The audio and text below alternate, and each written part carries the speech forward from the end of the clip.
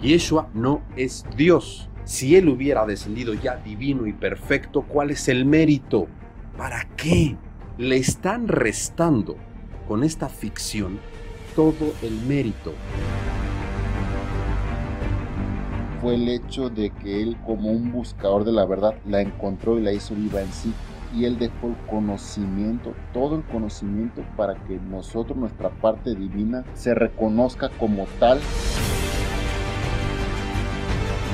Él no funda el cristianismo. Nunca fue su intención establecer una religión. Y esto duele mucho.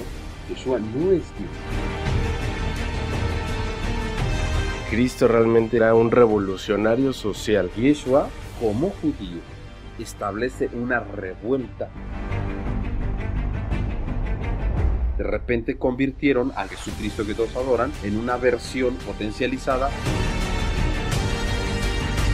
Soy Dios, eres un ser, estás inconsciente, estás hipnotizado por la vida y tienes una mente la cual no conoces. No eres Dios porque Dios no existe.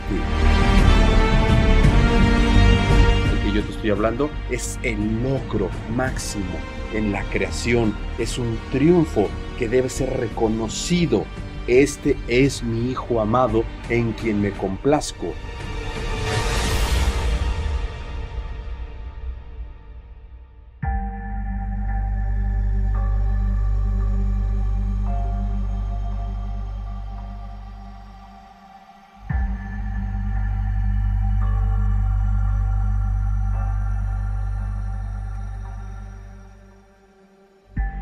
Yeshua, quien para los creyentes es el Hijo de Dios, para los escépticos es una leyenda, pero sin duda nadie puede negar que es uno de los personajes más influyentes que hemos tenido a lo largo de la historia hasta el día de hoy. Y por eso es que queremos seguir ondeando sobre este tema. Bienvenidos a todos ustedes a un programa más del Centro de Investigación Educativa SOVIC. Mi nombre es Alex Sakai. En esta ocasión tenemos un súper programa, un programa especial sobre uno de los personajes más polémicos que hemos tenido hasta la actualidad, que es Jesucristo. Y en esta ocasión queremos hablar sobre sus orígenes y sobre todo sobre el origen del cristianismo, que también hay muchas divisiones ahí de opinión. Estamos aquí de nuevo con nuestros dos invitados estrella, el escritor Iker Aleya. ¿Cómo estás, Iker? Buenas noches, bienvenido. ¿Qué tal, Alex? Buenas noches, muchísimas gracias y muy contentos de estar aquí. Yo me encuentro muy a gusto. Pues muchísimas gracias, bienvenido. Al contrario, Alex Ragnish, buscador de la verdad. Alex, ¿cómo estás? ¿Qué tal? Buenas noches a ti y a tu auditorio. Pues aquí estamos de nuevo. Bienvenido. Pues vamos a empezar con este tema, que es un tema fuerte, que ya lo hemos visto en capítulos anteriores y la respuesta que hemos tenido de la gente, pero sí queremos tomar este tipo de temas porque se nos hacen muy importantes, abren mucho el panorama de la gente. Hemos visto muy buena respuesta de las personas que nos han estado escuchando y les ha estado gustando esta información y sobre todo les ha llegado esa intención de saber más, ¿no? Les llega ese despertar de conocer más, de investigar. Y ahora queremos hablar sobre la historia de Jesucristo directamente, sobre su origen, de dónde viene, cuál fue toda su historia y su trayectoria y cómo fue que llegó a ser uno de los personajes más importantes de la historia hasta ahora. ¿Quién nos puede empezar a platicar sobre Yeshua? Ciertamente Yeshua es la figura más importante, marca incluso nuestro calendario, nuestro tiempo, nuestra era. Es una de las personas que existió, uno de los seres que está, que vive y que existe, más influyentes en nuestra civilización y en nuestra humanidad. Hablar de los orígenes de Yeshua invariablemente implica hablar de algo que la gente omite y que no contempla. Es hablar sobre el judaísmo del siglo I y es hablar sobre la relación que existía entre Roma y el pueblo judío en el siglo I. Eso es el primer punto de partida donde deberíamos de ir. Ahora, también hablar de Yeshua, de quién es otro punto que se debe abarcar, que es hablar de ese Yeshua que no tiene nada que ver con el Cristo pagano helenizado que se sucede después de una serie de concilios a partir del año 300 en adelante para establecer a esta figura de Jesucristo y su divinidad. El otro punto, para hablar de su vida, tenemos que hablar de la relación que existe y de cómo se puede malinterpretar a Yeshua como un reformador de ruptura con el judaísmo, cuando realmente él no genera una ruptura con el judaísmo, sino que él vivía su judaísmo, era completamente judío. Yeshua jamás quiso fundar ninguna religión. Y esto es muy doloroso. Yeshua no tenía la intención de fundar ninguna religión. Sí, y de hecho fíjate que también algo que narran los expertos es que no solo eso, sino que además, bueno, de acuerdo a las investigaciones, no solamente quería salvar las almas, digamos, de la gente, sino que era un revolucionario social cuya verdadera misión era cambiar el régimen de esa época. Si nos vamos al contexto histórico, el rabino judío Yeshua ben Yosef fue condenado a muerte por generar sedición. ¿Qué quiere decir la sedición?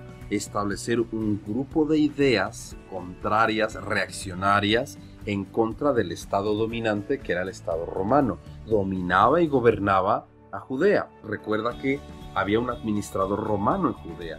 Podemos entender el concepto que realmente Yeshua era consciente de los movimientos que existían.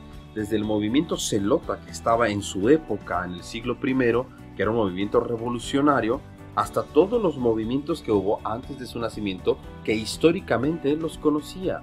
No era un ignorante y no desconocía el movimiento social que existía en la Judea dominada por Roma. Entonces sí hay mucho de cierto de que era un caudillo, pero no un caudillo rebelde, o en el sentido de Mesías ben David, el Mesías político.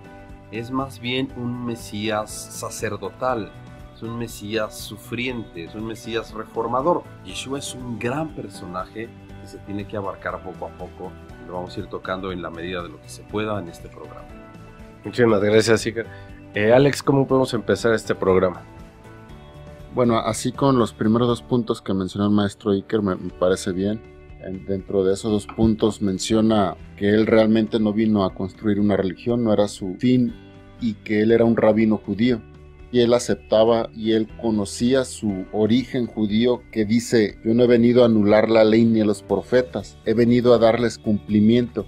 Quiere decir que su base espiritual, para hablar de un sincretismo de la base que él tenía en cuanto al conocimiento para el desarrollo y despertar de su alma y su espíritu, es un judaísmo desconocido a estas fechas. Aquí voy a hacer un pequeño paréntesis. Hay una gran diferencia entre un judío que es un buscador de la verdad. Es una diferencia entre el judío sionista, esa es la parte política del judaísmo, que en su mayoría ha sido infiltrado por gente que ni siquiera es judía. Pero el judaísmo real, como lo fue Jesús, ese conocimiento real que hay detrás de esa cultura tan misteriosa y tan vieja como los judíos, está ahí sincretizada la verdad. Jesús, después de su base judía, fue a diferentes escuelas de conocimiento alrededor del mundo conocido en esa época, pero no podemos negar que él fue judío y que su base fue judía, y él nunca negó o quiso hacer algo aparte de eso, sino vino a dar cumplimiento a los profetas y la ley, en la cual él creció como ser humano en todos los aspectos, en lo externo e en lo interno. Si realmente lo que él quería era seguir en la línea que vienen haciendo los judíos, ¿qué fue entonces lo que lo sacó de orden? Pues? Despegarse de todo lo normal, de todo lo tradicional. No fue el conocimiento esotérico que se encuentra en la tradición judía, sino fue la estructura en la cual se desvirtuó la conexión con el Eterno. Fue la estructura. Eso fue lo que él rompió, y por eso él tuvo mucha oposición dentro de los propios rabinos. Su mensaje y lo que él quería proponer, ya que lo viejo ya era anticuado, no el conocimiento, sino la estructura en la cual se manifestaba a las demás personas y se iba perpetuando. Entonces digamos que quería una renovación. De la estructura como se enseñaba, no del conocimiento. El conocimiento es la verdad, solo es la estructura en la cual llegaba la gente y cómo la gente lo ponía en práctica, cómo ese conocimiento alejaba al cielo de la tierra, o sea, lo divino con el hombre, por meramente cuestiones subjetivas humanas, y él lo que quiso es acercar más al hombre a Dios. ¿Y qué nos puedes decir de eso? Mira, primero debemos tener un saneamiento mental sobre la cuestión del judaísmo. Hay mucho bombardeo entre lo que menciona Alejandro sobre las facciones judías o las ramas sectarias del judaísmo y el judaísmo de Yeshua. Si intelectualmente y emocionalmente logramos separarlo y limpiarlo y le quitamos toda esa carga que hace referencia a Alejandro sobre el sionismo y demás, vamos a poder apreciar el judaísmo de Yeshua de una forma imparcial. Y al hacerlo, vamos a entrar en un rico campo de conocimiento que nos va a permitir hacer verdaderamente una interpretación y un conocimiento adecuado de la figura histórica de Jesús de Nazaret. Nosotros tenemos que empezar a construir a base de pruebas y evidencias sólidas históricas la figura de Jesús de Nazaret para poder darle soporte después a la figura teológica de Jesús de Nazaret. No puede ser al revés. No puedes darle soporte a la figura teológica de Jesús de Nazaret sin una base, porque entonces estarías partiendo del mito. Si partimos de la raíz histórica de este rabino de Galilea nombrado Jesús de Nazaret y los separamos de toda la concepción moderna del siglo XXI que se tiene con respecto al judaísmo y lo ubicamos en su tiempo, forma y su estructura, que es el siglo I, vamos a estar en mejor posición de entender. Jesús era judío, punto. Y lo expresa en una frase. Cuando está en el templo, le dice a la gente: los rabinos o los sumos sacerdotes se han sentado en la ley de Moisés por mucho tiempo. Hagan pues lo que les dicen y lo que les enseñan, pero no imiten su comportamiento, porque ellos imponen cargas pesadas sobre los hombres y mujeres que ellos son incapaces de seguir. Son hipócritas, sepulcros blanqueados, que por fuera lucen bellos y hermosos y por dentro están llenos de huesos de muerto y toda suciedad. Les gusta estar en los primeros sitios en las sinagogas para que todos los vean orar y los alaben. Les gusta hacer las orlas del manto largas para que todos los adoren. Obedezcan pues la ley de Moisés, fíjate cómo lo explica, pero no sigan su conducta, no imiten sus actos. Hay una ruptura con la hermenéutica judía, con los pasos a seguir que establece la ley judía para el correcto funcionamiento de su sociedad y el restablecimiento de la comunicación con el Eterno. Recuerda que para entonces todavía existía el templo de Jerusalén, después dejó de existir. Entonces todavía no establecía un punto que Yeshua establece ahí y que después se toma dentro del judaísmo, como es la oración, que es la tefilá, que se establece. Pero ahí todavía no era tan necesario porque existía el templo. Yeshua viene a establecer esa ruptura, pero con la hermenéutica judía, no con el judaísmo, no con la Torá entregada a Moisés, que estableció las normas y lineamientos para poder establecer esa comunicación con Dios y esa comunión con Dios. El conflicto que tenía era con la hermenéutica judía, con esos pasos a seguir.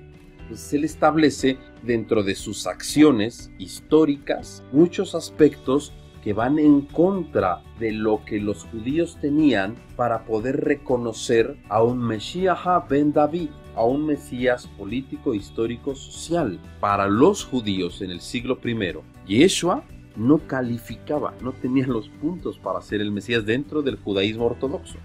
Pero sin duda, Yeshua establece que su mesianismo es un mesianismo sacerdotal, porque está enfocado hacia los pecadores y al rescate y despertar de las almas para la exaltación del ser y que se restablezca la comunicación con el Eterno. En este verdadero contexto, Yeshua, como judío, establece una revuelta de reforma sobre esa hermenéutica judía, no para abolir la ley. Yeshua no quería fundar ninguna religión.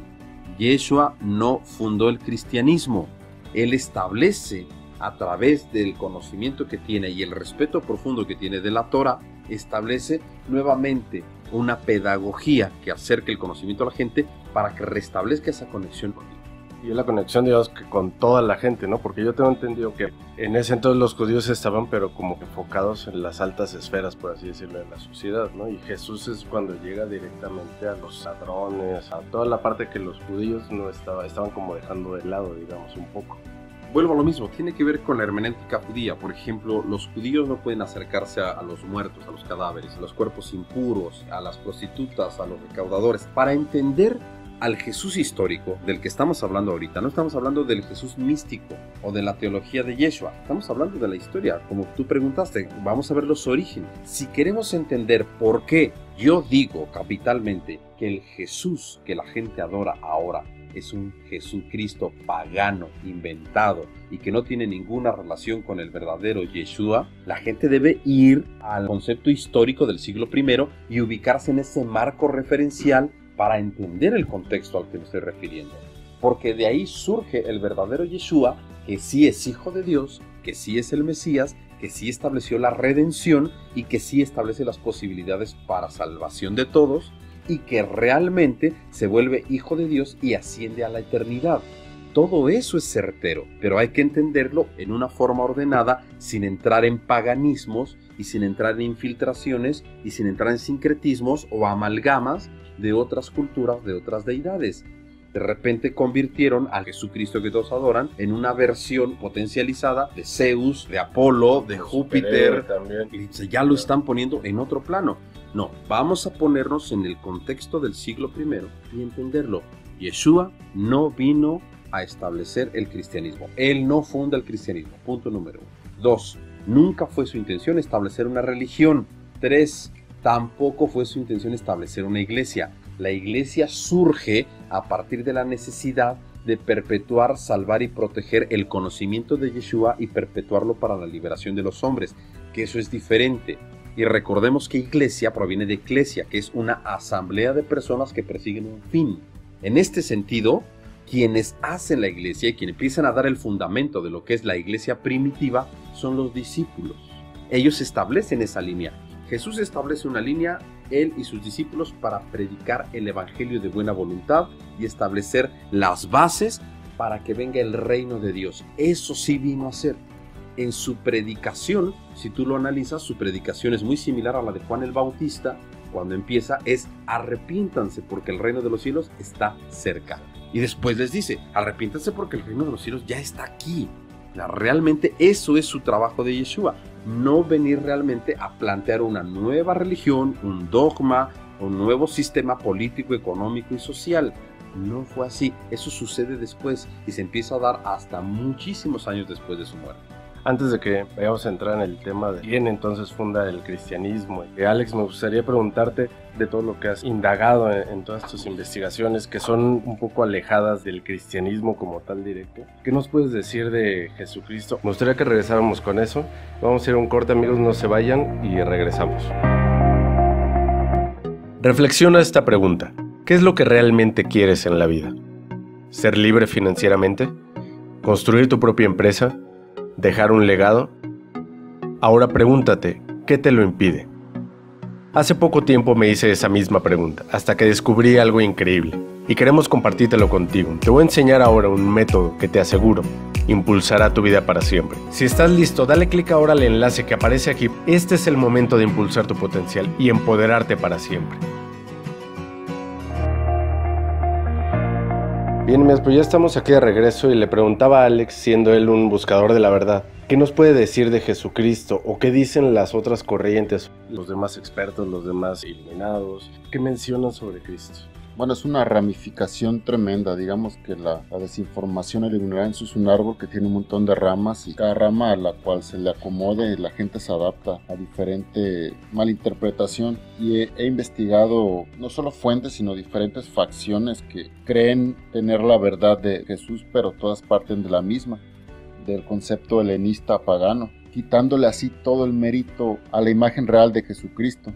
Por ejemplo, cualquier rama que uno investigue sobre Cristo está muy alejada de la verdad porque todas parten del sentido mágico, místico de ser un hijo de Dios tal cual, de que no tuvo un logro alguno, ningún desarrollo alguno y que no le batalló para lograr el estado que alcanzó. Todas esas ramas no contemplan todo el proceso interior que tuvo que realizar y ejercer en él, todo lo que tuvo que vencer, todo lo que tuvo que derribar dentro de sí, dentro de la cultura establecida dentro de él para haber alcanzado la epítome de la existencia humana.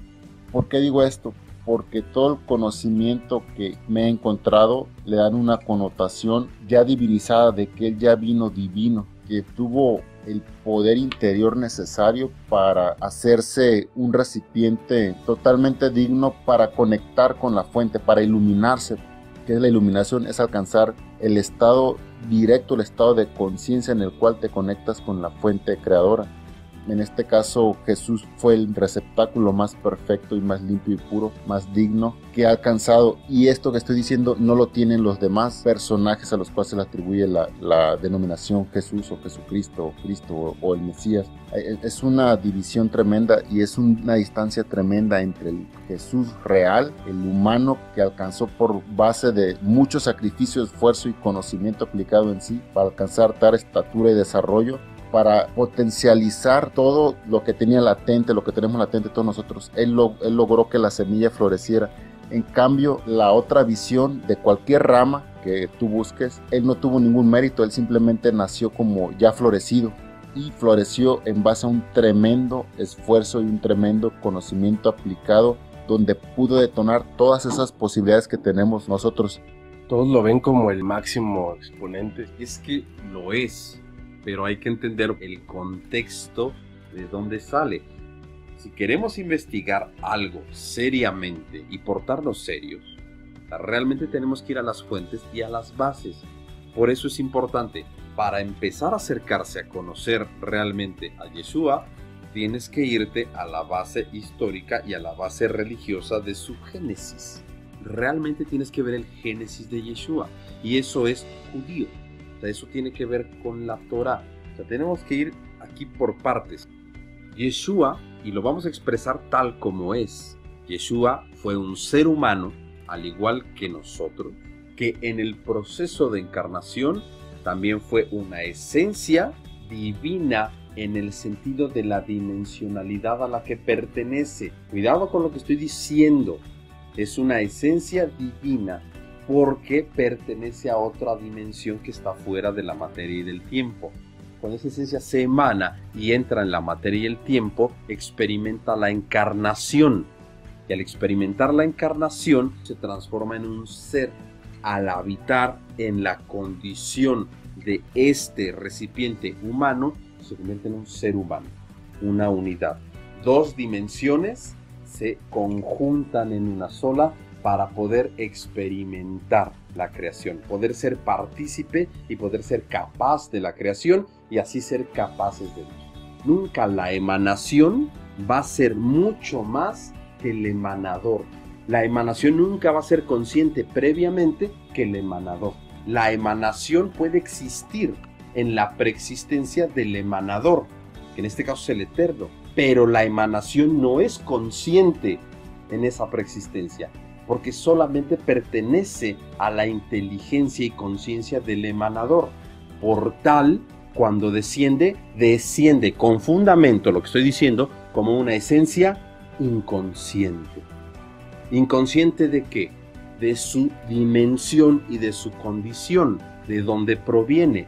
Por lo tal, es una esencia inconsciente que encarna y al experimentar el tiempo y materia se vuelve un ser.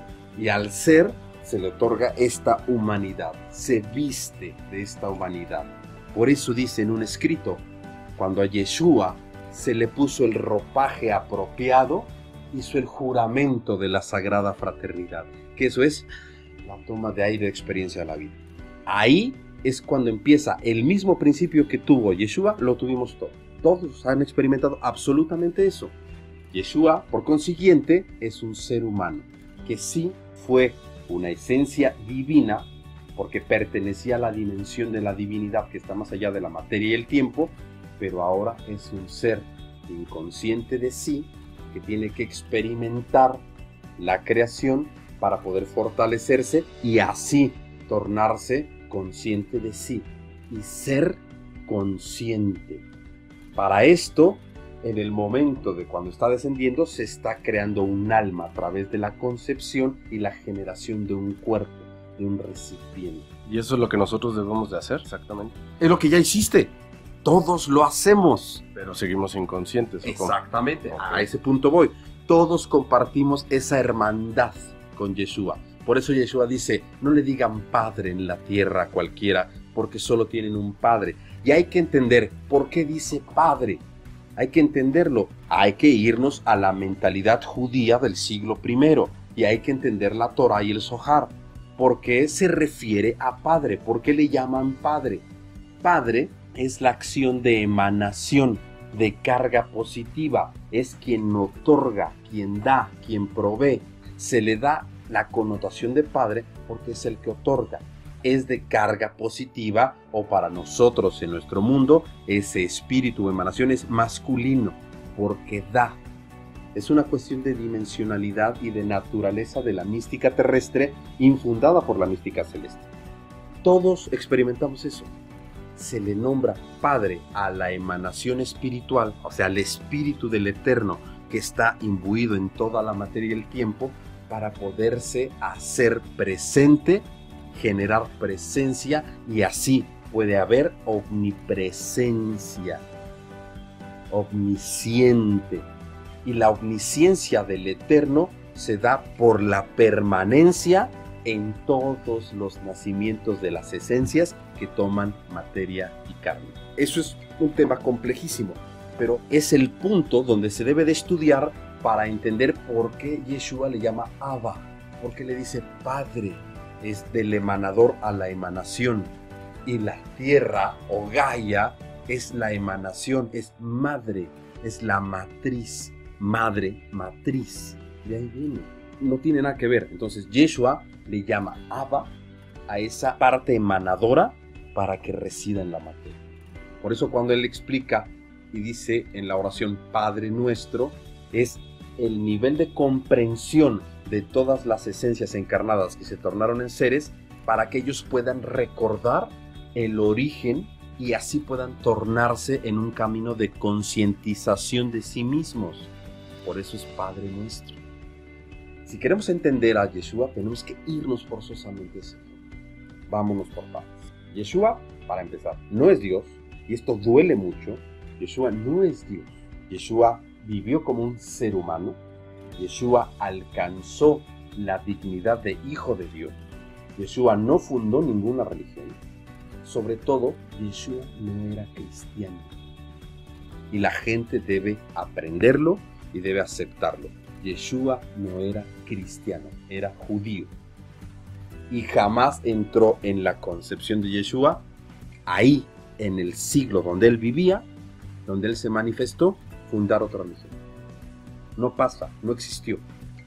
Y eso está con fundamento histórico, no solo de historiadores de la época romanos, griegos, judíos, sino también de los mismos apóstoles. No hay un testimonio, no hay un solo testimonio, un rastro en los evangelios sinópticos, que son los más viejos, un solo rastro donde él establezca que quiere fundar otra religión, otra corriente de pensamiento. No lo hay. Alex, desde el punto de vista de un buscador. Claro, diste el clavo, es el punto de vista de un buscador de la verdad. Y aquí, para los buscadores de todas las corrientes, voy a hacer un pequeño resumen. Hay que entender lo potente que es este mensaje, el que trajo él, y lo que podemos sacar de él a grosso modo antes de entrar a la mística celeste, que es cuando ya uno empieza a regar esa semilla con agua viva, a nutrirla para alcanzar el estado, la estatura y la dignidad que alcanzó nuestro hermano Jesús, que es un hermano mayor, porque él realmente alcanzó el máximo potencial. Sí, un pequeño resumen sería: al nacer somos seres, pero venimos, nuestra verdadero origen es ser una esencia divina que viene, encarna. En el momento de encarnar y que nuestra madre nos da a luz, ya hay un ser, ya somos un ser. Somos el cielo en la tierra, en este cuerpo humano, en este traje, ¿sí? En este traje biológico. Entonces, ¿cuál es nuestro fin o meta como un buscador de la verdad? Saber este origen. Bueno, era una esencia divina que viene en carne, ya tengo este cuerpo biológico. Entonces, debo hacerme consciente de mi divinidad, pero no por el simple hecho de yo ya saber esto, quiere decir que he logrado algo. Eso es un mero conocimiento intelectual, un mero conocimiento que me puede aproximar al conocimiento que realmente desarrolle todo mi potencial y me haga alcanzar una estatura, o desear alcanzar una estatura como la de nuestro hermano Jesús. Ese es un punto número uno. El segundo punto es: ¿qué es a lo que vino él o lo que logró? Fue el hecho de que él, como un buscador de la verdad, la encontró y la hizo viva en sí. Y él dejó el conocimiento, todo el conocimiento, para que nosotros, nuestra parte divina, se reconozca como tal y alcance el desarrollo que nos haga llegar al punto de reencontrarnos con nuestro origen, no como un concepto, no como un conocimiento intelectual, no como una lectura, sino como un desarrollo real de nosotros mismos. Entonces lo importante aquí es ese conocimiento, son los pasos. Digamos, ya soy una esencia divina, vine, encarné, ya soy un ser. Ya me puedo quitar todo ese dogma o esa creencia en New Age que tienen muchos de soy espíritu, soy divino, soy una esencia, soy Dios. Eres un ser, estás inconsciente, estás hipnotizado por la vida y tienes una mente la cual no conoces, no te conoces, no nos conocemos a nosotros mismos. Un punto aquí importa. Perdón, Tinta, pero es importante aclarar esto. Hay que aclarar de tajo esa corriente de es que todos somos Dios. No, punto. No es así. No eres Dios. Dios es inabarcable porque Dios no pertenece, no existe. Y aquí hay que grabar esto bien importante. No eres Dios. Deja las fantasías ilusorias. No eres Dios porque Dios no existe. Dios no puede participar de la existencia. Una sola fuente hay de emanación que no está en la existencia. Todas las fuentes de emanación que están en la existencia son existentes, por lo tal están sujetas a todas las leyes de la existencia. Y Dios no está sujeto a las leyes de la existencia. ¿Qué quiere decir? Que Dios está lejos de su concepto de que Dios tenga una polaridad. Dios no tiene polaridad. Dios no tiene un sexo, Dios no tiene un cuerpo, Dios no es mente, Dios es la eternidad por encima de la existencia. Dios es una conciencia absoluta e inabarcable que contiene toda la existencia, la da, la otorga, pero no existe. Tú sí existes. Tú experimentas la existencia. Tú fuiste en la preexistencia, pero eso no te otorga conciencia. No hay que confundirse con lo que acabo de decir, que experimentaste la dimensionalidad divina y que surge una esencia. La esencia es un extracto.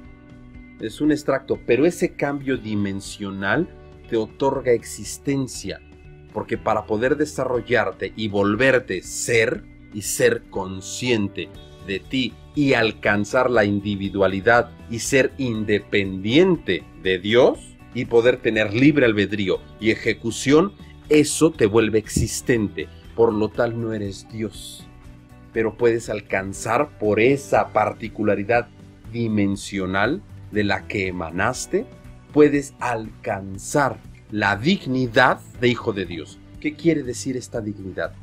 Que esa esencia que estuvo allá en la preexistencia posee todas las cualidades y potencialidades del eterno, pero al manifestarse aquí y ser, necesita alcanzar la dignidad.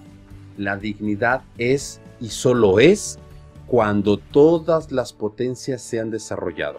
Ejemplo, el cuerpo humano. Decía Aristóteles, qué pena y qué tristeza que un hombre llegue a la vejez sin haber apreciado el máximo potencial de su cuerpo y ver lo hermoso que puede ser. ¿Qué quiere decir? Que un ser humano que no conoce su cuerpo completamente desarrollado de forma física no alcanzó la dignidad humana. La dignidad marca hasta ese nivel de belleza y de perfección, de fuerza, resistencia, velocidad, elasticidad, plasticidad del cuerpo humano.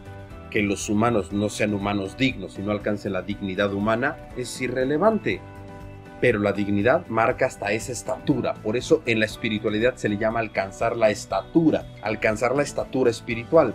Ahora, observa bien, la dignidad del ser, ¿cuál es?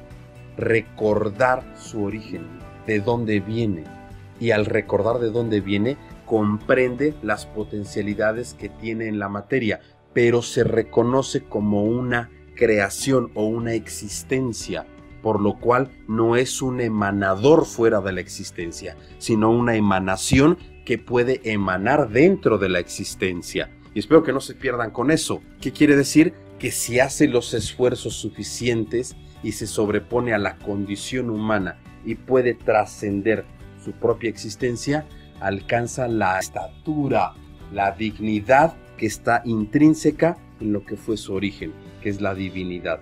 Eso lo convierte realmente en hijo de Dios, pero no lo convierte en Dios. Sobre ese concepto y sobre ese análisis, Yeshua no es Dios. Punto. Es hijo de Dios porque alcanzó la dignidad. Es el ser humano por excelencia que alcanzó el desarrollo máximo del ser y por lo tal alcanzó la cima. Eso quiere decir que se volvió digno. Y al volverse digno, se abren los cielos y se escucha una voz, como lo dice el Evangelio. Este es mi Hijo amado en quien me complazco. Si Él hubiera descendido ya divino y perfecto, ¿cuál es el mérito? ¿Para qué? Entonces, ¿cuál sería el sentido de que el mismo Eterno se manifestara en una voz en el Jordán y dijera, este es mi Hijo amado en quien me complazco? ¿Cuál sería el sentido si ya es perfecto? ¿Y por qué tendría que ser llevado al desierto por el Espíritu para ser tentado? ¿Para qué? ¿Y por qué tendría que experimentar miedo y sufrimiento en el huerto de Getsemaní si ya es perfecto? ¿Por qué tendría que sobreponerse a tantas cosas? Le están restando con esta ficción todo el mérito. Además, que le restan el mérito a la creación del sexto día, que es el final de la creación del Eterno en este símbolo, en este poema. El último día de la creación se creó al ser humano, a imagen y semejanza, de la esencia y el cambio dimensional y la penetración en la materia y el tiempo. Yeshua, por ese punto que acabo de explicar, no es Dios, pero sí alcanza a través de un proceso convertirse en hijo de Dios, alcanza la estatura y la dignidad. Para entender los conceptos de hijo de Dios, hijo del hombre, para entender los conceptos de Mesías, tenemos que irnos al pensamiento judío del siglo I. Porque si lo estamos pensando de una interpretación 300 o 400 años después, influida por todo el Imperio Romano y su panteón greco-romano, entonces vamos a partir de un punto equivocado. Y al partir de ese punto equivocado, vamos a construir una imagen de un Yeshua que nunca existió. Y que a pesar de que los dos son hijos de Dios, el concepto es completamente diferente. El Yeshua del que yo te estoy hablando es el logro máximo en la creación, es un triunfo que debe ser reconocido y que nos abre la posibilidad. Yeshua es la posibilidad de todos nosotros, por eso es el Redentor, por eso es la redención. Ahí yo quiero preguntarles a ambos, teniendo la importancia que tiene Yeshua, y que es con la pregunta que me gustaría empezar regresando del corte, ¿qué pruebas tenemos factibles o fiables hoy en día de que Yeshua tiene la verdad de todo esto? Vamos al corte y regresamos. Si eres de las personas que trabaja duro, temo decirte, y en el fondo lo sabes, que te has estado equivocando. Porque has gastado tu energía y tus recursos por muchos años, pero el resultado no es el que has estado esperando, ¿cierto? No es el que te gustaría tener. ¿Qué está pasando entonces? ¿Por qué no ha cambiado tu situación si trabajas duro todos los días por mejorarla?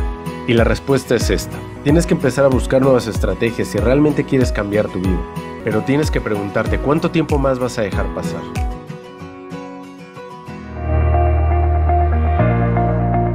Bien, pues estamos aquí ya de regreso y les preguntaba a ambos qué pruebas tenemos de que Cristo tiene la verdad o de que todo esto sí nos lleva a un fin, que no es como tú dices algo ficticio o algo supernatural o demás. ¿Qué pruebas podemos tener de eso?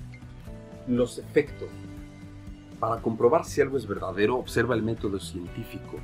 El final del método científico es ver los efectos o los resultados. Entonces tú lo tienes que observar. Hay gente que dice, Yeshua nunca existió, fue una construcción, y es toda una confusión. No hay un historiador o teólogo o filólogo serio, respetable, que se atreva a decir, con todas las pruebas que existen de historiadores de la época, que no existió un rabino judío nombrado Jesús de Nazaret. No se puede, nadie serio puede hacerlo. Lo que pasa es que cuando quieres empatar la figura helénica o romana de Jesucristo con la del verdadero Yeshua ben Yosef o Yeshua HaMashiach, ya no empata. Y al no empatar, entonces hay una confusión. ¿Cómo ves los efectos? Para ver que Yeshua promovió verdad. Observa, te lo voy a demostrar con una de las iglesias precristianas que existieron. Observa lo que dije, una de las iglesias precristianas o iglesias primitivas del cristianismo. No había una, había muchas. A la muerte de Yeshua se crean muchas iglesias, muchas facciones. 4 importantes. La iglesia judio-cristiana, liderada por Santiago, que se llamaba hermano del Señor. La iglesia gnóstica cristiana, la iglesia paulina cristiana y la iglesia petrina cristiana. Esas 4, dentro de otras más que existieron, pero no fueron tan relevantes y que fueron también perseguidas por Nerón y fueron acabadas por Nerón algunas y otras por Adriano. O sea, hay que entender el contexto histórico de Roma, cómo la persecución cristiana duró muchísimo tiempo. Pero estas 4 facciones, solamente sobrevivió una. La iglesia primitiva que sobrevivió y se transformó después en la iglesia católica es la iglesia paulina. Es Pablo quien salva o rescata a la iglesia primitiva de la extinción. No quiere decir que la haya salvado en el futuro, porque él ya había muerto para cuando se da el concilio de Nicea y luego la sucesión de otros concilios. Pero la salva de la extinción en el siglo I. ¿Cómo? Estableciendo bases doctrinales y una hermenéutica. Es decir, una serie de pasos que no tenían los otros cristianismos. Cumple Yeshua todo el concepto de la ética, la transformación del ser a través de la ética. Pero no hay más, no hay más. Las mujeres no tenían derechos, la iglesia no tenía pies ni cabeza, no había forma. Entonces, el cristianismo estaba por extinguirse. El mismo Pablo, cuando era Saulo de Tarso, persiguió a la iglesia cristiana y él mismo casi la extingue en Judea. Ahí vienen los hechos. ¿Qué pasó? Analízalo no desde el punto místico o fantástico o de fe o teológico. Olvidemos eso. Aunque es real, aunque es verdadero, sucedió, pero vamos a dejarlo de lado en aras de lo que preguntas. ¿Cómo tenemos pruebas fidedignas de que realmente Jesús dejó algo verdadero? ¿Cómo tenemos esas pruebas? Saulo de Tarso. Saulo de Tarso es un perseguidor de la iglesia, apedreando cristianos, decapitando cristianos, quemando cristianos. ¿Qué pasa en la mente de un hombre para que todo? Además, recuerda que Saulo de Tarso era de la casta sacerdotal de los fariseos, una de las más radicales que existía. Saulo lleva su judaísmo y lo respeta y lo defiende. Él está actuando en lo correcto, desde la perspectiva de la Torah, desde esa hermenéutica judía. Entonces, ¿qué pasa en la mente de un hombre que de repente cambia? Algo pasa, surge una metanoia, un cambio de mentalidad, un cambio de mente tan drástico que el perseguidor se vuelve un protector. ¿Cómo sucede? ¿Por qué Saulo de Tarso, Pablo, se vuelve el protector de la iglesia? Tuvo que suceder un hecho completamente importantísimo para que tuviera esos efectos en Pablo, ¿cierto o falso? Ahí hay una prueba. 2, vamos a entender esto. Yeshua no existió y no dejó ninguna verdad. ¿Cómo justifica alguien serio, gente seria, que se ponga a pensar seriamente, cómo justifican el movimiento que se dio del 33 al 290? ¿Cómo lo justifican ese movimiento que el mismo Imperio Romano se cimbró y tuvo que acceder a tomar otra resolución? Si no existió una figura. Entonces, ¿cómo justificas? Y sin hablar de los textos de Flavio Josefo, de Plino, de muchos historiadores que existieron, sin hablar de esos textos, ¿cómo justificas el hecho de ese movimiento? ¿Cómo justificas el hecho de la peste durante la época del siglo I, del año 33 al 100? ¿Cómo justificas que los cristianos eran los que se quedaban a cuidar a aquellos que estaban enfermos durante la peste y sobreviven y después recopilan muchísima más gente? O sea, se hacen más adeptos. ¿Cómo explicas que si no dejó una verdad, Pablo, basado en las enseñanzas de Yeshua, establece una de las cosas que nadie nota, que nadie reconoce, que es la seguridad social para la mujer? Y esto es importantísimo. la seguridad social para la mujer. Recuerden que la población judía al siglo I, el gran porcentaje eran analfabetas y la mujer no tenía nada de derechos, absolutamente nada. Las mujeres se tenían que casar a los 12, 13 años. ¿Por qué? Porque la esperanza de vida de un hombre judío era de 40 a 45 años, no más. Entonces tenía que perpetuar la raza, la especie. Ahora, observa este punto nada más, para terminar. Si Pablo no hubiera, por eso pongo a Pablo como ejemplo, Pablo era judío ortodoxo, fariseo, y ahí la mujer comete una falta y se debe casar a los 12 años, y si comete una falta en flagrancia es apedreada. Quiero que todo tu auditorio entienda el contexto, por eso es importante ver el del judaísmo del siglo I. Y de repente Pablo establece, en ese orden de compasión y de enseñanza de Yeshua, establece un mecanismo para que la iglesia o la congregación funcione de la siguiente manera. Los domingos, que es después del Sabbat, o domingo primero de mes, fíjate cómo viene el origen del domingo. El día primero, donde arrancan las actividades, la congregación o la iglesia o la asamblea se reúne y en unas arcas reunían contribuciones. ¿Para qué? Para los huérfanos, las viudas y las mujeres en carencia. ¿Por qué? ¿Por qué se analiza eso? Yeshua dice, ay de aquel que se meta con uno de estos pequeños, porque más le valiera no haber nacido. Estamos hablando de las pruebas históricas de por qué Yeshua dejó una verdad que trasciende el tiempo y afectó la sociedad. ¿Cierto o falso? Bien, Yeshua establece, ay de aquel que se meta con uno de estos pequeños, más le valiera no haber nacido, que le pongan una piedra de molino y lo arrojen al mar. Está hablando de los niños. Defendía brutalmente a los niños. También defiende a la mujer adúltera. Aquel que esté libre de pecado, que tire la primera piedra. Empieza un movimiento social de Yeshua por restablecer los derechos de los más desprotegidos. Los niños en esa cultura, a la fecha sigue vigente, en esa cultura, niños, mujeres y niños. Porque ¿a quién le restablece la vista en la piscina de Betsaida? A un anciano ciego. ¿Me explico? Tullidos, gente vulnerable. Establece esa doctrina, esa enseñanza.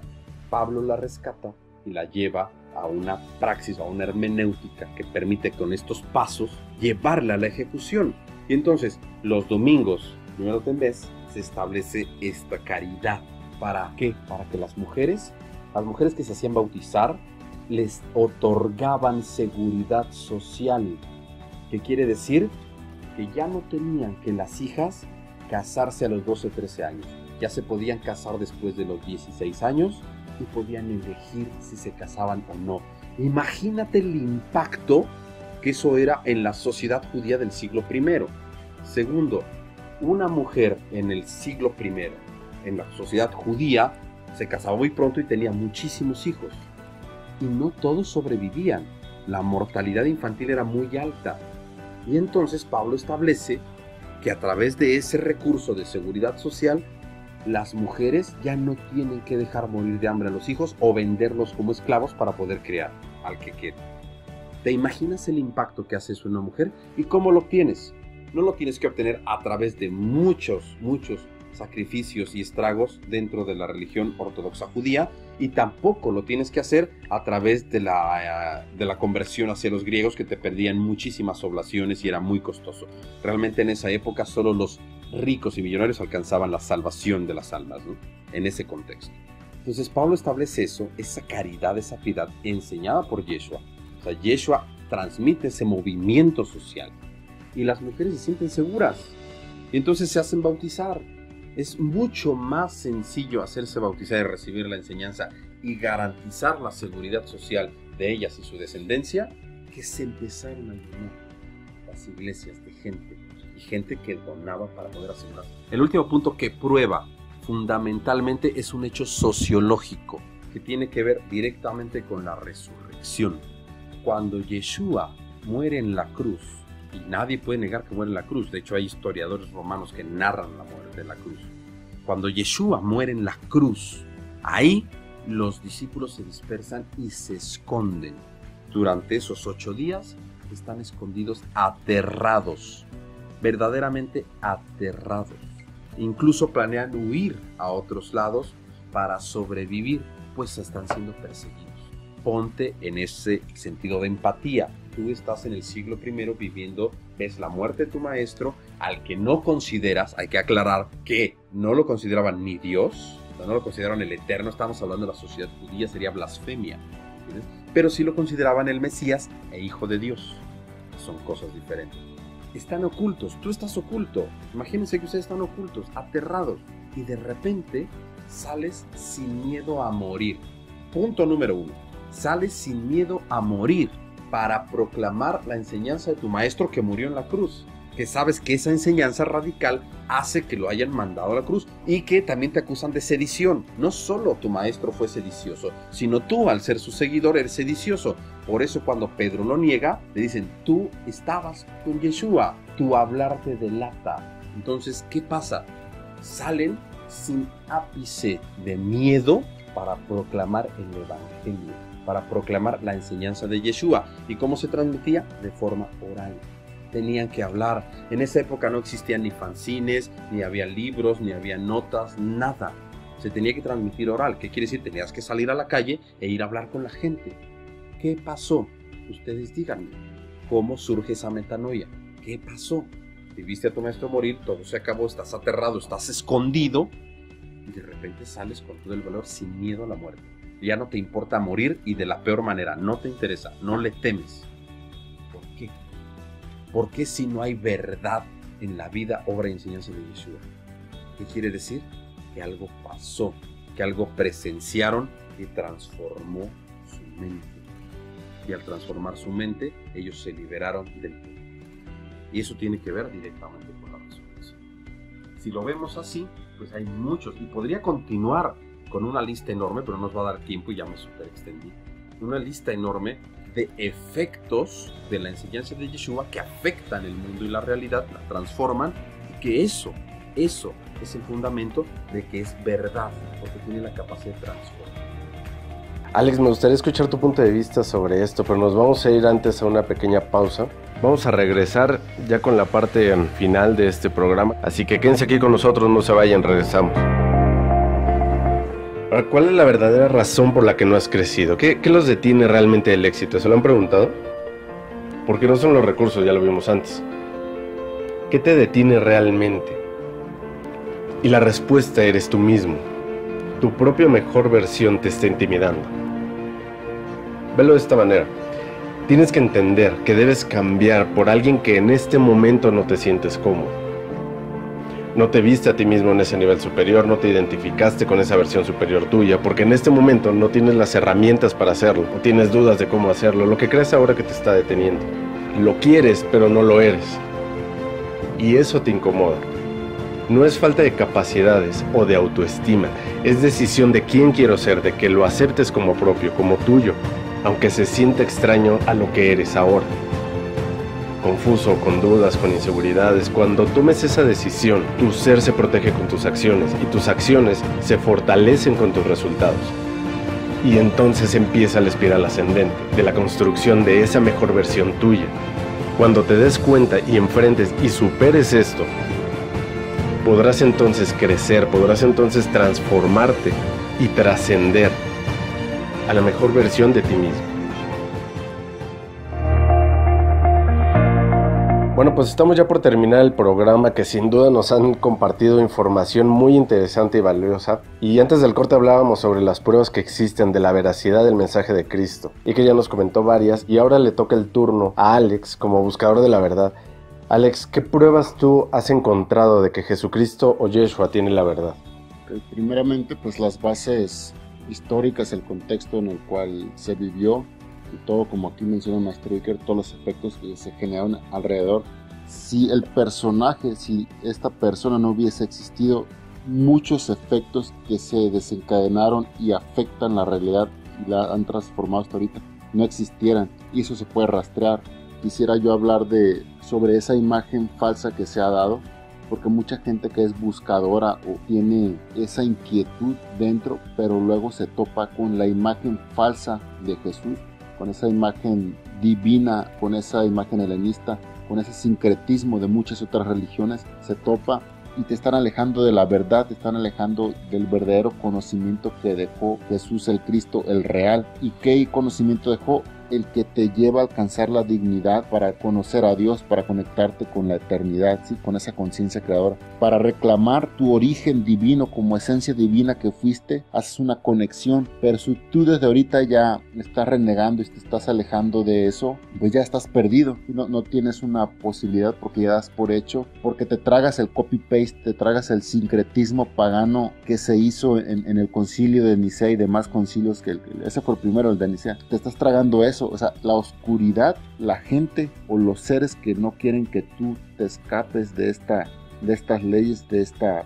visión, no el planeta, sino el mundo, el constructo social, han hecho un muy buen trabajo, porque tú ya te estás alejando de la verdadera figura y ya estás renegando de algo que es falso, porque hacen que la gente voltee la vista para donde no debe, y cuando se atreve y se acerca a buscar la verdad de corazón o con un corazón buscador, entonces se encuentran con una imagen falsa y se descarrían y pierden la oportunidad de conocer la verdad.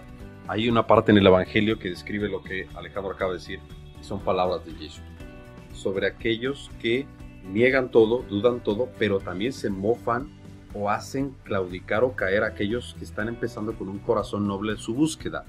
Yeshua lo establece, dice: hay de aquel que haga caer a uno de estos sus hermanos menores, o hay de aquel que haga caer a uno de estos pequeños. ¿Qué quiere decir?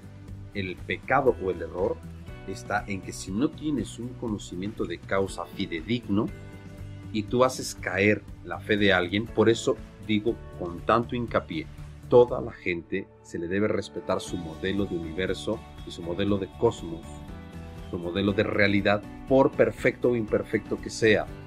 ¿Por qué? Porque es la base de donde va a partir. Entonces, Yeshua establece que debe haber ese respeto para que se permita el desarrollo del alma. Ahora bien, tenemos que tomar un orden para entender, porque hay un paralelismo entre dos entidades. Yeshua HaMashiach, el rabino judío que alcanzó la dignidad y se convirtió en hijo de Dios y así alcanzó al Eterno. Hay que entender por qué se hace uno con el Padre, se vuelve otorgador, dador, y alcanza, por eso se sienta a la diestra. Hay que explicarlo. O sea, ese judío rabino que sí pasó, sí sucedió. Y con el Jesucristo, los dos, la anunciación de su nacimiento. Mientras uno es un compendio pagano que tiene que ver mucho con Zoroastro y mucho con Mitra, y mucho con el rito de Yima, también realmente sí existió una anunciación por parte del arcángel Gabriel. Pero hay que entender esta anunciación del arcángel Gabriel desde la perspectiva judía. Si no entendemos la anunciación desde la perspectiva judía, no vamos a entender la mística celeste de la que parte. Lo estamos tratando de entender desde la concepción totalmente griega. O sea, sí hubo una anunciación, sí hubo un nacimiento, sí hubo también una adoración de los magos, sí hubo una estrella. La exegesis que están ejecutando es desde una perspectiva occidental, contemporánea, con base en la grecorromana. Y ahí está el error. O sea, realmente también hubo muerte y resurrección, y hubo ascensión, y hubo dignificación por parte del Eterno. Pero estamos hablando de cosas tan distantes y tan diferentes entre el Jesucristo grecorromano y el Yeshua HaMashiach judío, que estableció todo un puente de comunicación. Yeshua es posibilidad, Jesucristo es distancia. Hay una enorme distancia. Y mencionaba Alejandro hace rato, el concilio de Nicea es uno. Hubo muchos más. La divinidad y la estatura de volverlo Dios a la misma posición de Dios eterno, que no existe, al ponerlo, no fue en un concilio. Se le fueron agregando durante diferentes concilios. Así es como se fue tomando eso. Para resumir, tenemos que conocer a ese Jesucristo que sí nació de una virgen, pero hay que entender por qué a las niñas pequeñas que no ovulaban y menstruaban se les llamaba virgen o alma. Desde la perspectiva judía, hay que entender qué es el nacimiento virginal, hay que entender qué es la anunciación, hay que entender qué es el mensaje, pero desde esa mística, desde ese contexto histórico y místico. tenemos que partir primero desde la historia para poder llegar a la teología. No podemos partir de la teología y querer construir una historia, porque entonces estamos creando un mito, una fantasía. Entonces, si vamos a aprender a conocer a Yeshua, tiene que ser de esa forma. Porque sí, realmente, sí alcanza esa dignidad, sí es hijo de Dios, pero ni funda una iglesia, ni fue cristiano, ni creó el cristianismo, ni es Dios. Quien funda las bases de la iglesia que sobrevive es Pablo, es la iglesia paulina. Es realmente Pablo. En otro programa hablaremos de Pablo, de Saulo de Tarso, y de cómo realmente funda lo que es la iglesia moderna, sobrevive y rescata la iglesia primitiva y la forma de tal manera que sobreviva el embate romano, y que hasta Teodosio en el 386 se hace el edicto de Teodosio, donde declara, no Constantino, sino Teodosio declara que la religión cristiana es la oficial del imperio. Entonces eso lo hablaremos después. Alex. Ok, aquí quisiera hacer una nota, me parece muy oportuno, porque creo que mucha gente que escuche esto tiene ya preconcebido un concepto tanto de Dios como de Jesús o Cristo. Y ese concepto preconcebido es como un filtro que hace que no llegue la información limpia y pura y pueda uno tener una nutrición o pueda uno generar ciertas dudas. Por lo general, ese filtro psicológico, ese conocimiento que tienen en mente, que ni lo buscaron ni nada, sino que es un compendio de lo que se dice aquí o lo que se dice allá, lo que creo, lo que interpreto, lo que veo en la tele, lo que mi abuelita dice porque es religiosa, lo que veo cuando voy a la iglesia. Todo eso es falso, pero yo veo que ha de ser muy difícil para una persona escuchar hablar de Cristo o de Dios sin esos sesgos, sin tener todo eso como un filtro y que no llegue. Les sugiero que investiguen por su propia cuenta, pero algo sí está muy limitado el conocimiento real del verdadero Jesús, porque hay mucha infiltración, hay mucha desinformación, y toda esta desinformación parte desde el Cristo falso, desde el Cristo helenista, desde el de Cristo divino, que no tiene ningún mérito. Entonces lo que les pido yo es que tengan paciencia. Aquí el maestro Iker va a tratar de la manera más clara posible hacerles llegar el conocimiento de la mística terrestre como base, y después que tengamos esa base sólida en nosotros, la mística celeste, que es donde ya compete al despertar del alma, y después sigue el desarrollo de la conciencia y que el ser se torne consciente de sí y su divinidad, y cómo forma un espíritu para luego exista una especie de fusión entre el alma y el espíritu que nutra al ser y este ser se conecte con la divinidad. Pero lo que nos compete a nosotros primero es el despertar el alma, ¿sí? Pero antes de despertar el alma tenemos que educar la mente, como dice aquí el maestro Iker, y para educar la mente tenemos que limpiar los conceptos preconcebidos de lo que creemos que es Cristo y quitar toda esa basura que nos han inoculado consciente o inconscientemente. Porque del conocimiento está, el punto central es: si yo soy un buscador de la verdad, quiero saber por qué y para qué existo y cuáles son las posibilidades, qué puedo lograr yo con este cuerpo físico. Al cuerpo físico, algunos maestros que conocen la enseñanza del verdadero Jesús le dicen es la máquina biológica humana para la transformación de la materia y la energía. ¿Qué quiero decir con esto? Que este cuerpo no es solamente un cuerpo que se va a descomponer, sino desarrollamos todas las potencialidades, y es lo peligroso de la nueva era, que te hace creer que ya eres Dios, que eres divino, que reencarnas, te hace creer un montón de cosas y te está perdiendo. La maldad o la oscuridad está ganando ahí. Tendríamos que hablar ahí muy seriamente de la agenda oscura de desinformación intencional, que eso es tema de otros programas, pero sí, eso claro, es muy delicado. O sea, si esto puede ser hiriente, hablar de la agenda oscura de desinformación intencional con toda esta corriente de nuevo pensamiento que aleja a la gente del conocimiento original. Eso es bastante delicado. La gente, yo les pido aquí, de la manera más atenta a todo tu auditorio, que los que se animen a ir más allá, yo respeto, cada quien es libre, pero los que tengan ese coraje y valor, hagan un intento de olvidar todo lo que creen saber de Jesús de Nazaret y de Dios. Y yo veo que eso es difícil, la verdad, lo veo que es difícil, pero alguien que sea realmente un buscador, que tenga el real y genuino interés, y que entienda, tenga un rayito de comprensión, un rayito de luz, lo penetre su mente y se dé cuenta de que va a morir, se dé cuenta de que la vida debe ser una preparación para la muerte, porque si te mueres creyendo que vas a tener otra vida o que vas a reencarnar o que eres luz o que volverás a la fuente, estás perdido, ¿sí? Tienes que darte cuenta que puedes lograr algo simple y sencillamente si entiendes y comprendes el por qué y para qué viniste y las posibilidades que hay en ti. Para terminar el punto que estamos mencionando, Yeshua es un completo desconocido en el siglo XXI. El verdadero Yeshua está completamente desconocido. Hay muchas cosas que están desviando a la gente, que la están desviando del verdadero punto importante, que es su vida, obra y enseñanza.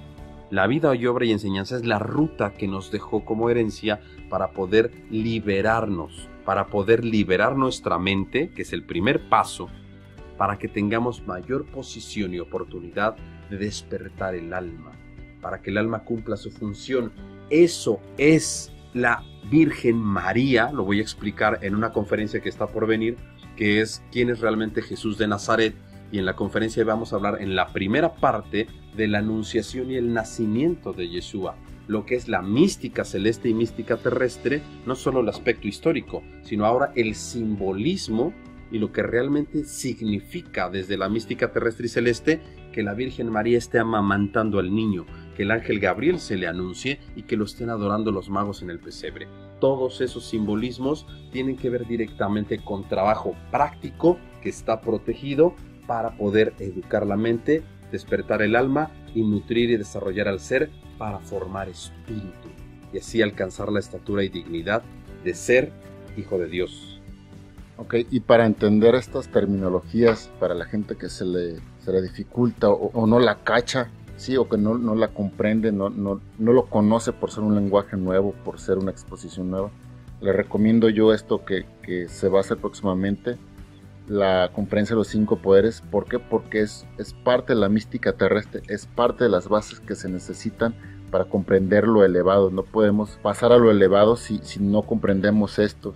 Y esto no es un solo conocimiento, sino es algo que se debe practicar, que se debe llevar a la praxis en nuestra vida diaria, en nuestro común vivir. Eso es muy importante. Si yo le dijera a la gente, y lo voy a dejar así velado, y se va a resolver en la conferencia que va a ser este domingo de resurrección a las 7 hora del centro de México, quién es realmente Jesús de Nazaret, la anunciación y su nacimiento. Si yo le dijera a la gente que realmente ellos pueden, no desde la visión de la nueva era, no desde la visión fantástica, pero que realmente ellos pueden establecer contacto con estas entidades inteligentes, conscientes, espirituales, llamadas por la transmigración del lenguaje occidental ángeles o mensajeros, y que ustedes también pueden ser partícipes de esa anunciación para que se pueda concebir a Yeshua. Eso es un símbolo hermoso. Cosas así por el estilo es lo que viene en las conferencias que están por venir. Realmente es muy importante que la gente se acerque con un gran signo de interrogación y un ojo analítico y que se cuestione para que se pueda dar un verdadero progreso. Bien, perfecto, pues muchísimas gracias. Es una lástima que se nos haya terminado el tiempo. El tema está súper interesante y nos abarca para muchísimos programas, pero desafortunadamente no lo podemos abarcar todo en uno. Tratamos de que sea lo más amplio, lo más completo toda la información, pero bueno, desafortunadamente no lo podemos completar. Vamos a seguir platicando sobre estos temas, vamos a seguir platicando un poco más sobre Yeshua, sobre su vida y obra, sobre toda su historia, su muerte, su resurrección, en fin, vamos a tener muchísimos programas sobre todo esto. Pero pues bueno, será para la próxima. Muchísimas gracias a ambos. Iker, muchísimas gracias por haber estado aquí. No, muchísimas gracias a ti, de verdad nos la pasamos muy bien. Gracias a todo tu auditorio, espero que esto les sirva, que puedan tener una mente reflexiva, y yo los invito cordialmente a las próximas conferencias, sobre todo las 2 que están en estos días, que es la conferencia de los 5 poderes posibles para el ser humano, y el domingo de resurrección a las 7, una conferencia enorme, ¿quién es Jesús de Nazaret? Desde su vida y obra, pero también abarcado desde la mística terrestre y celeste, el significado de la anunciación y nacimiento, y que es la Virgen María amamantando al niño Jesús. Entonces eso es lo que vamos a tener. Muchísimas gracias a todos y gracias a todo tu auditorio por estar atentos y seguirnos. Ahí estamos atentos. Muchas gracias. Por contrario, Alex, muchísimas gracias por haber estado aquí. Ok, gracias a ti. Este fue un buen programa y claro, siempre nos hace falta tiempo, nos hace falta expresar, porque es un tema enorme. Ahorita solo se ha hablado del personaje histórico y su vida. Será la próxima conferencia sobre la vida y obra de Jesús, donde se aborde ya el conocimiento develado, al menos algunas trazas muy bien nutridas para que la gente se vaya con un buen sabor de boca y empiece a romper ese paradigma que tiene de la vieja concepción de Jesús. Te agradezco y muy buenas noches para ti y todo tu auditorio. Así será, Alex. Pues muchas gracias a todos ustedes, amigos, por habernos escuchado. Nosotros nos vamos a despedir, pero no sin antes invitarlos, como bien comentaban, queremos invitarlos a las próximas conferencias que van a estar súper interesantes, van a estar muy buenas, abarcando mucho más información de todo esto. Va a ser información mucho más profunda.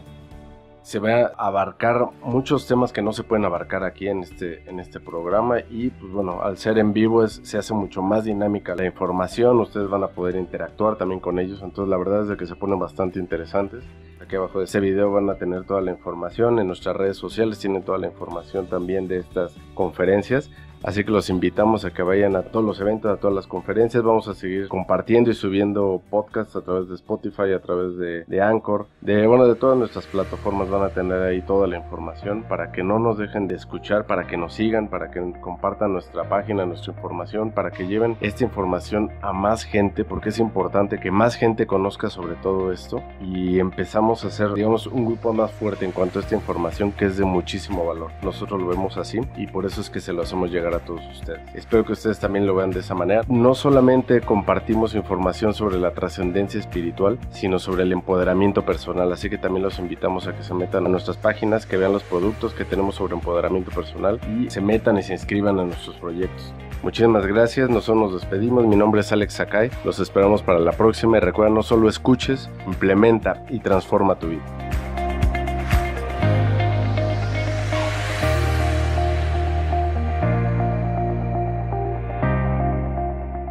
Estamos impulsando el empoderamiento personal y apuesto que tú también quieres tomar el control de tu vida y alcanzar el éxito. Pero para ello vas a necesitar el método correcto que te lleve allá de una manera acelerada y práctica. Pero tienes que preguntarte cuánto tiempo más vas a dejar pasar. Dale clic ahora al enlace que aparece aquí porque no va a estar por mucho tiempo. Esta es tu oportunidad de aprender este método y tener el control de tu vida, incluso más rápido que otros. Pero ya no es tiempo de que dudes. Este es el momento de impulsar tu potencial y empoderarte para siempre.